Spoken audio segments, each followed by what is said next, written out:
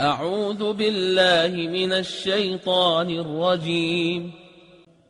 وإذ قلنا ادخلوا هذه القرية فكلوا منها حيث شئتم رغدا وادخلوا الباب سجدا وقولوا حطة نغفر لكم خطاياكم وسنزيد المحسنين. فبدل الذين ظلموا قولا غير الذي قيل لهم فأنزلنا على الذين ظلموا رجزا من السماء بما كانوا يفسقون. وإذ استسقى موسى لقومه فقلنا اضرب بعصاك الحجر فانفجرت منه 12 عينا قد علم كل أناس مشربهم كلوا واشربوا من رزق الله ولا تعثوا في الأرض مفسدين.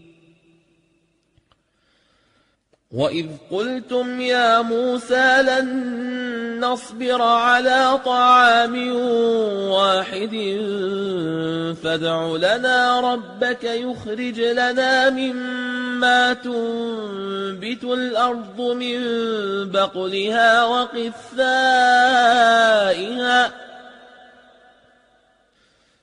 فادع لنا ربك يخرج لنا مما تنبت الأرض من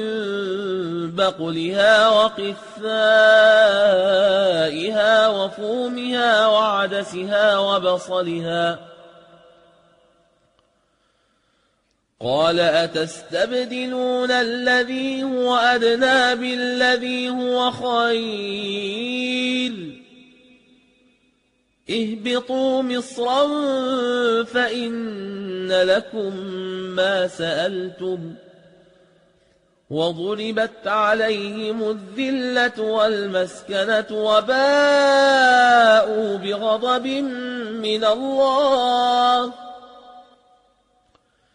ذلك بأنهم كانوا يكفرون بآيات الله ويقتلون النبيين بغير الحق ذلك بما عصوا وكانوا يعتدون. إن الذين آمنوا والذين هادوا والنصارى والصابئين من آمن بالله واليوم الآخر وعمل صالحا فلهم أجرهم عند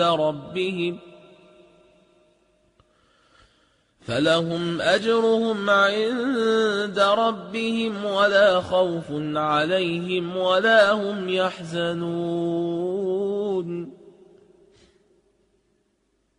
وإذ أخذنا ميثاقكم ورفعنا فوقكم الطور خذوا ما آتيناكم بقوة